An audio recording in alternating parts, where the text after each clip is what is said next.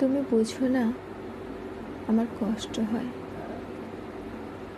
আজ তোমার ক্লাস, কাল পরীক্ষা, পরশু গানের স্কুল। এই যে সারা দিন, আজ বৃষ্টি, তোমাদের রেনি ডে হয় না, তোমার গানের মাস্টারের সর্দি জ্বর হয় না কখনো।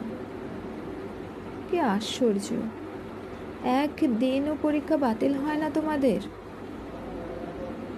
সব কিছুর জন্য সময় হয়, শুধু আমার জন্য বছরের পর বছর এক মুহূর্ত সময় হয় না। তোমার পাবলিক লাইব্রেরির মোড়ে, কনকর্ডের সিঁড়িতে, শিল্পকলার বারান্দায় এক মিনিটও দাঁড়াতে পারো না তুমি। যখনই দেখি তুমি শুধু দৌড়াচ্ছ। নদীর স্রোতও কখনো কখনো থেমে থাকে, তোমার ছোটা থামে না। আজ পরীক্ষা, কাল নোট করা, পরের দিন লাইব্রেরি, তারপর দিন বাড়িতে অতিথি।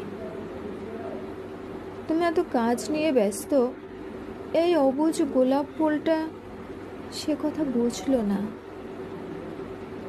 বলো, এই গোলাপ ফুলটিকে আমি কি বলি?